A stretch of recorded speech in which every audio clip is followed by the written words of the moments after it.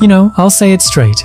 2026 has been an absolutely incredible time for horror. The genre has truly come back to life. YouTube has become a launchpad for a new generation of filmmakers. Just look at The Backrooms. Kane Parsons blew fans' minds with it, and he's part of the same wave. But today we're talking about another total phenomenon, the film Obsession. I love you!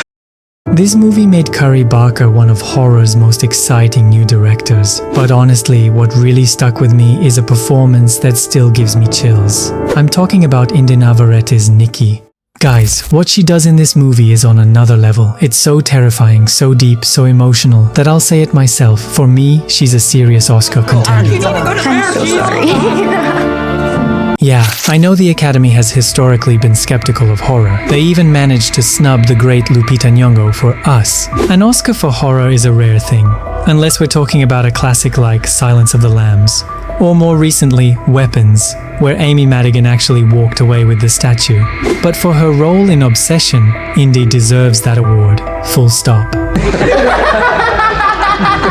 And the craziest part is that this masterpiece started out as a shoestring experiment, which is exactly what we're getting into now. Right now, Obsession has officially locked in its place as the highest grossing micro-budget film in cinema history, and the numbers here are just mind-blowing. So let me put this in perspective for you. For a full 53 years, that title belonged to the legendary Enter the Dragon with Bruce Lee. It was made back in 1973 for $850,000, and over the decades, with all its re-releases, it climbed all the way to $400 million worldwide. For half a century, no low-budget movie could even come close to touching that record. But in 2026, Obsession absolutely obliterated it. The filmmakers spent just $750,000 making this thing. Focus Features picked up the distribution rights at the Toronto International Film Festival for $15 million, and that deal became one of the biggest genre film acquisitions in the festival's history. And in theaters, the movie has now made over $403 million worldwide. And here's where it gets truly insane. Normally, movies drop about 50% in their second weekend, but Obsession grew 3 weekends straight from 17 to 24 to $27 million. Nothing like that had happened since E.T. in 1982. And riding that wave, it outgrossed actual Hollywood blockbusters, including Ryan Coogler's Sinners, to become the highest grossing original live-action film of the 2020s. And behind all of this is a guy who got his start on YouTube. Curry Barker began making comedy sketches before breaking through with a micro-budget thriller called Milk and Cereal, made for just $800 and released on YouTube for free. That project is what first put him on the industry's radar. Making Milk and Cereal on such a tiny budget meant Barker had to do almost everything himself. He wrote the script, produced the film, edited it, and even composed the score. As he prepared for Obsession, he became fascinated by what separates amateur filmmaking from professional filmmaking, diving deep into lighting and sound design. In an interview with Interview magazine, Barker explained why moving from comedy to horror felt so natural. He said comedians are constantly studying the human condition, psychology, and the way people react to things. According to Barker, that's the same kind of brain you need to make psychological horror. Sound is something Barker takes especially seriously. He says that when people ask him how he made Obsession feel like such a big budget movie despite its tiny budget, his answer is simple: sound. In his words, watching the film in a Dolby Atmos theater makes it feel huge and grand. Do you like me? What? And a huge part of what makes this movie so good is the cast. In my opinion, Barker assembled the perfect lineup. In a way, he got incredibly lucky when he cast Indi Navarrete, because now people all over the world are talking about her performance. But if you look at it from the other side, this movie was just as much of a lucky break for her.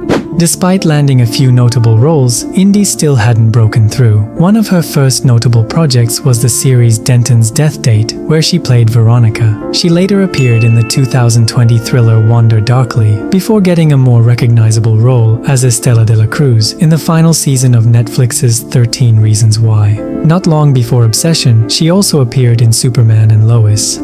According to Indi herself, things got pretty rough after those projects. For nearly a year and a half, she kept going to auditions, but as she put it, nothing was sticking. To pay the rent without giving up on her dream of becoming an actress, she worked as a dog walker and streamed video games on Twitch while waiting for her big break. That break finally came with Obsession. It was only the second feature film of her career, but it became the project that truly launched her career. Michael Johnston, who plays Bear, had a very different journey. Unlike Indy, he'd already been working in the industry for more than a decade. Viewers might recognize him from MTV's Teen Wolf, where he played Corey Bryant, or from his extensive voice acting work in video games and anime. Even so, he never really became a well-known name. Before Obsession, Michael was still relatively unknown in Hollywood, and when the film was released, he didn't even have an agent. Kiss me. Megan Lawless, who plays Sarah, had a similar story. By that point, she already had a solid resume, including roles in The Hate U Give and Table 19. But just like her co-stars, Obsession became the project that finally brought her widespread recognition and opened the door to new opportunities in her career. And looking back at everything we've covered today, I'm even more convinced of what I said at the very beginning. In my opinion, Inde Navarrete absolutely deserves an Oscar. Seriously, think about it. Just a year and a half ago, she was streaming video games to a tiny audience, and today she's delivering one of the most powerful performances of the year. That's not just luck, that's talent finally getting the opportunity it deserved.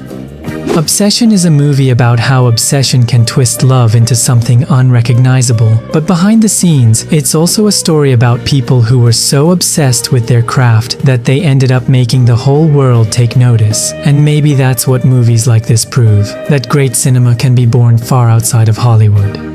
And you know, I think this is only the beginning. Right now, there are thousands of talented people on YouTube making short films. And the coolest part is that every single one of them has their own style, their own vision, and their own approach to filmmaking. I'm convinced that if they get a real shot, we're going to see a whole new generation of incredible filmmakers capable of amazing the world.